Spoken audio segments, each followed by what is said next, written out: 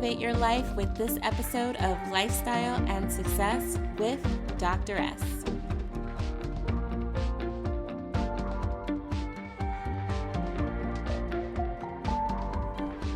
Hey friends, Dr. S here. You know, one thing that I love about this show is that it shows anyone and everyone that regardless of what background you have, what different experiences you have had, and who you are, that you can obtain your level of success. I've been getting some really positive feedback from the business tips that you've been getting and the lifestyle hacks that I've been loving. And so I have to tell you, if you are feeling this community, to subscribe to the talk show and never miss a beat, head to Lifestyle and Success with DRS.com.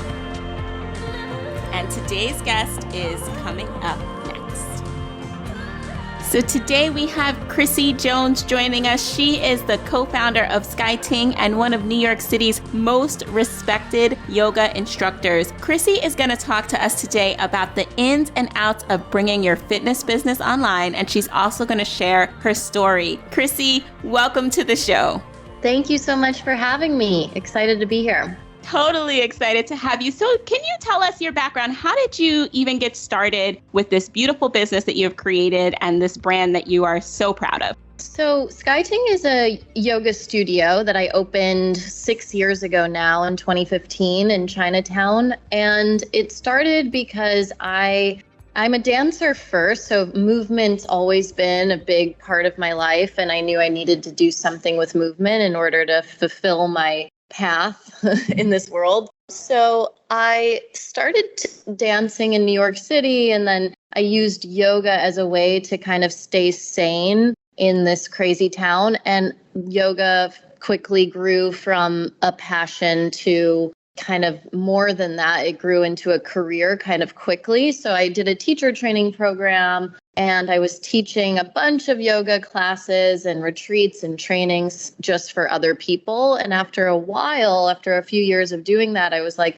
oh, I want to do this, but for myself. I have a vision for a studio. I really want to design some place that's very beautiful where a community can gather that doesn't feel corporate or too exclusive in a way of like, you know, there's no like chanting or kind of barrier you need to cross to get into my studio or, you know, prerequisite of yoga knowledge to get into the studio. So I took a leap of faith and I signed a lease in Chinatown in 2015 in a very small space. And I kind of just hoped it would work. I didn't really have experience in business, but I'm smart and I figured it out. And I kind of like bootstrapped it. I opened one small studio the first year and it grew and we had sold out classes right away. And so I said, okay, now I want to do a training program to train people in my methodology. So I opened a second space the second year and then that grew. And then I had an opportunity to open a third space in Brooklyn the next year. And that also did well. And then I was like, okay, I can keep opening up yoga studios or I can take a risk on developing some sort of online platform.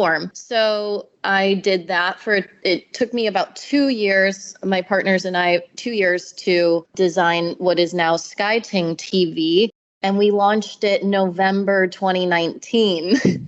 So then the pandemic hit and we closed all 3 of our studios and we only had SKY TING TV. So I became kind of a tech person overnight and not by choice, but by pandemic. And then, so now I'm kind of reopened with just one of my studios and now it's like a hybrid model. So I have SKY TING TV, which is an online platform with hundreds of classes and live classes where you can do them anywhere in the world. It's $20 a month to subscribe. And then we have in-studio classes and we still lead retreats around the world. So that's kind of where I am now. Amazing. Talk about impeccable timing, right?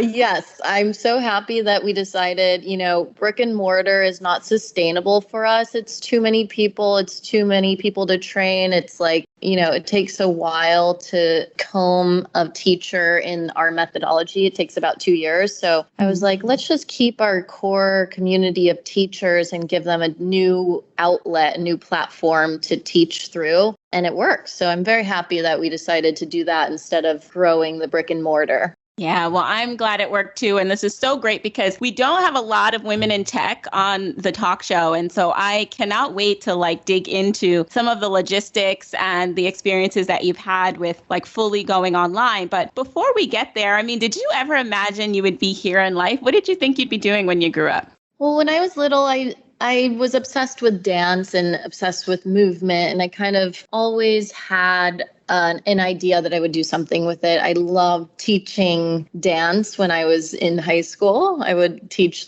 ballet classes to, 6-year-olds and 8-year-olds. And I loved it. And I love being a teacher. I love being a leader. And I love art and design. So it kind of makes sense to me that I ended up here. I get to use all of those skills and interests in what I'm doing. I thought it would be more towards dance, but I ended up learning about yoga a little later in life and just became totally obsessed with it, especially when I found my mentor, Naveen Mashan of Katona Yoga. And she really changed my life and opened my imagination to what running a yoga business could be like. And she is just the best example of a human that's well-rounded in all the ways. And I was like, whatever she's doing, I'm going to try to do because it's working out for her. And that's kind of how I got to this place. Wow. Now, why do you keep going? I mean, I'm sure you've been met with so many challenges, not just through the pandemic, but just the everyday struggles of running a business, even though it looks very glorious to people on the outside. But when you're in the trenches, some days can feel really discouraging. So what keeps you going? Yeah, you're absolutely right. It can feel very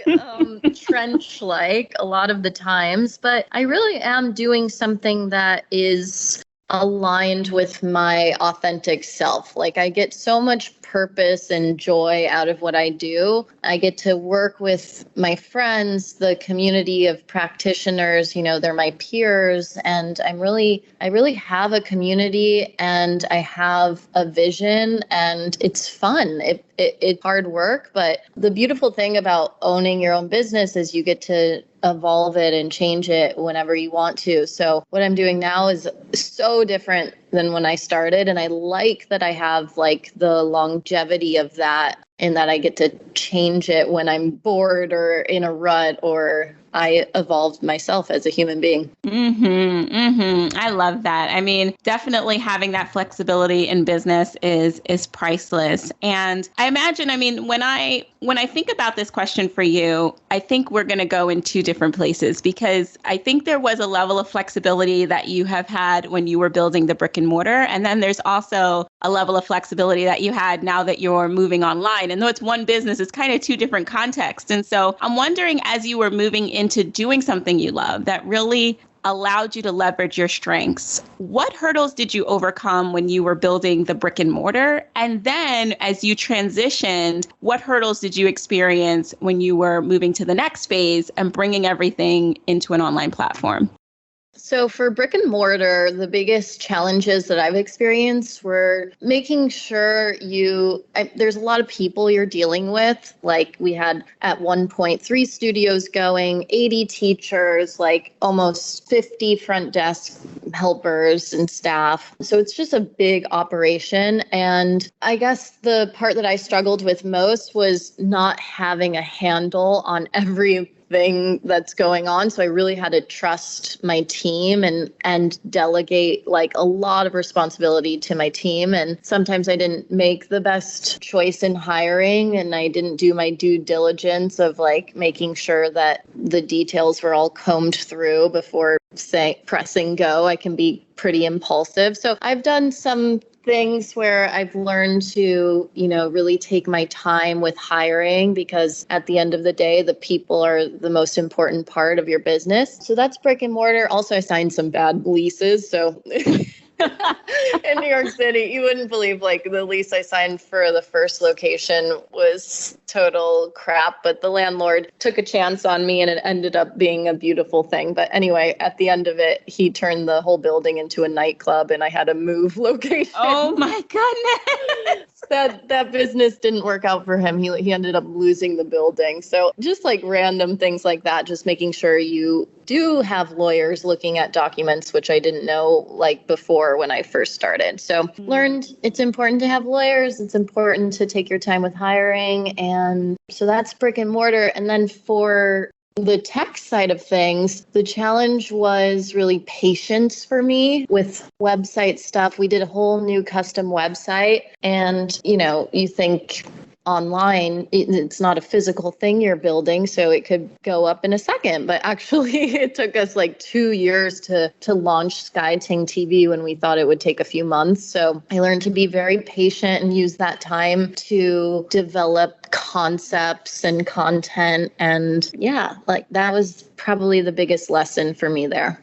Yeah, I want to dig a little bit deeper into that hurdle, because I imagine for anyone who is more of the creative spirit and who is, dance oriented and movement oriented, then to just like be thrown into this technology world where you're like, I'm essentially running an app. Like I am on like Silicon Valley level right now. So like what hurdles did you find, if any, when you were looking for a team to help you? Because I imagine like you didn't like teach yourself code overnight and try to DIY it. I imagine you had to collaborate with some people. So what did it look like to get the right team in place to get that app and the website going? Yeah, so luckily this thing kind of fell into my lap when I was talking to a student who is a tech, a web developer, and he makes apps and websites, and he's won a bunch of Webbies, and he was frustrated in the user experience on our old website. And it just started off of him being like, can I make you a new website so that I could book a class with more ease and it like looks better? And I was like, oh my God, of course. He's like, doesn't need the money. He's a friend and he loves SKY TING. So I was like, yes. So I formed a relationship with him. And then when I had this idea to kind of grow our business online, I went to him first and he was like, this is a great idea. Let me put a team behind it. So we worked with his team and they've been amazing. So we have a developer and kind of like a web designer, and it's a small team, and we're like a side project for them, which is why it took a while to get it going. But couldn't be more grateful, from the relationships that I made with students really of SKY TING. And it's amazing when you're doing something that you love. I feel like people can read that and they want to support that. So people really come out of the woodwork when you need them. That's so important. And we're gonna go into that a little bit more as we get deeper into the interview. But in the meantime, I mean, you mentioned that this person that you met like totally transformed your life and business by being able to contribute to your vision. And that sounds like a pretty big win to me. What has been your greatest win since being in the business, other than like meeting amazing people that help to take you to the next level?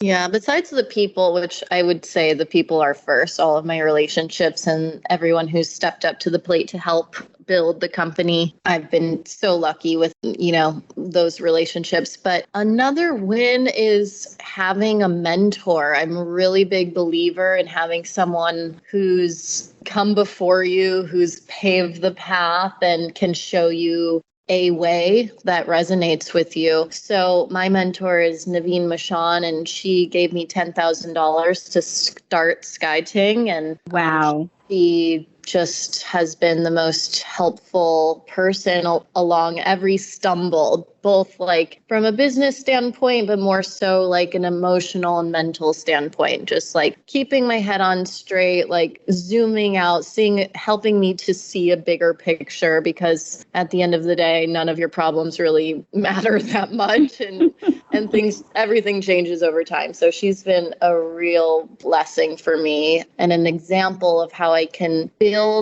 a yoga business gracefully, stay true to the practice, and like stay grounded in the the essence and material of yoga that I love so much. I love that. That is a huge win. And I'm going to push you a little bit because I want, the relationships that you have really played a big role in your life and in your business. But I want to be honest and say that, like, I know that there are a lot of women out there who don't have anyone. They don't know anyone that's in their industry. They're just getting started. They are like, I am just like coming out here praying for the best. And I want to take my thing online, or I want to build that thing online. And so if you didn't have some of those strategic partnerships in your life, like, what would your advice be for those women? Like, what are some of the first things you would do if, let's say, you weren't as lucky to have someone in your yoga class that was like, oh, I run a tech company, like, I'll help build your thing. Or this mentor who's like, I want to contribute and gift you, $10K towards your project. Like, if you didn't have that, what would be some of the moves that you would make to get your brick and mortar, or just to start from scratch with an online app or online platform that can serve your clients and customers? What did you learn along the way that you can kind of gift to folks? Well, great question. It depends on what kind of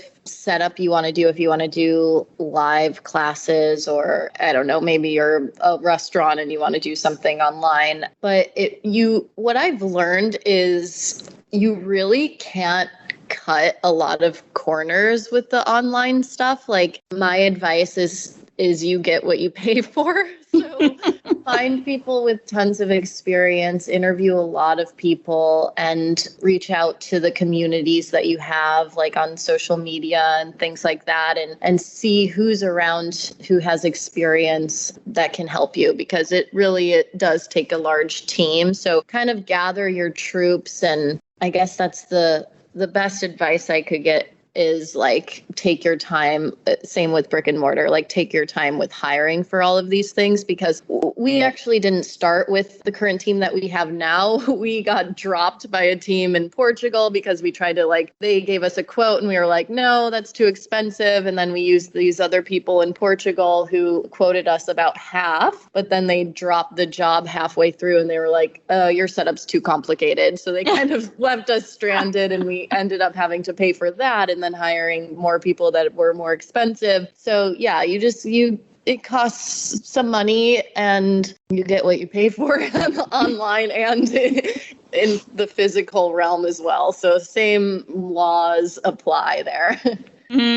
Such a good point. Do you have any apps or websites that you use to find tech teams and tech people that can help out? No, I don't. And this was such a foreign world to me. So I really asked people who had experience in that world. So I did shop around, and I met with maybe 5 different teams, but I went with my intuition at the end to finally find a team that works for me. We work with MindBody. If anyone's out there listening and also works with MindBody, it's really hard to integrate MindBody software into a custom website. So it's such an antiquated software they use. So we had to find really, really skilled people to be able to integrate it into our website and make it look pretty, which is a very big deal for us. The design of our physical spaces as well as our online experience has to be aesthetically up to par. So we did it eventually, but yeah, it took a long time and it took a few transitions between hands. Well, what I think is the most important thing that you said there was, even though you may not have sites for people to go to, you mentioned something really important, which is the power of networking. And so I would say the first thing that a lot of women listening can probably do is, if you don't want to just venture off cold, combing through sites that have tech teams you can hire, you probably should just start to network a little bit to find people in the app space and in the online space that can then refer folks to you. Because the power of referral is so huge. And I think it's worth more than any other kind of sourcing methodology you can use to get people on your team. Totally. So getting those referrals, and even if you don't know anyone, in the space, getting to networking events that allow you to meet those kinds of people will probably be helpful. Your Chamber of Commerce, business events, any kind of networking places in your industry or even outside of your industry, probably better outside of your industry. Yeah. You can get another perspective may help too. Right. Yeah, no, we work on referrals as our main form of acquisition at SKY TING. Everything's been organic. So yeah, agree. I would also add and say at times we've even looked to universities, like students who are graduating from when we were opening our Chinatown location, we looked to the architecture program and had someone help us with the designs for the studio space in exchange for experience. So I think if you're working on a budget, there's a lot of talented people coming out of, grad programs in tech and whatever, and you can reach out to the head of those departments and see who's available. That is such a good point, because I also see so many women getting a lot of support with interns, not just from your perspective with the design, but also with just like administrative tasks and researchers and all of that. So there's definitely a university for pretty much everything. What are some of those titles that you may think are, or that are important to have in your team when you're thinking of building that kind of, I guess, that tech support that is going to take you to the next level? So like, I know there's the graphic designer who you would use, maybe like a UX designer. Are there any other titles that folks can just Google so that they can see what's out there and also find universities that train those folks? Yeah, so you definitely need a graphic designer, and the graphic designer will need to work with the website designer who knows, the specs and all the things coding for the graphics put it into this website. And then you obviously need a web developer who can write the code and make changes and fix bugs. You kind of need someone who can be on call if you're doing something custom to, because nothing's perfect when you launch something. So you have to edit along the way. So having someone that can be helpful when things come up. So yeah, I would say those 3 titles are what to look for. Super helpful. I hope that helps someone out there. I know, like, for people where the tech space is far into them, they probably don't even know where to start and what these tech people call themselves. And so I think that's helpful. And I might add also an app developer, because do you guys have an app with your website, or does your web developer kind of also do the app stuff? So we have a way where you can plug our website into an app button, but we don't have an app. Like, you can't Google us on the applications, app where you find other apps on your iPhone or whatever phone you're using. So we are developing that for the future. That's a bigger project. It's also, if you have a subscription-based service like we do, Apple ends up taking, I think it's like something crazy, like 20 or 30%. Don't quote me on this. You can Google it after. We can do a little fact check. But we ended up not making an app for that reason. So not yet, but I think once we grow, that is in the pipeline for us. Amazing.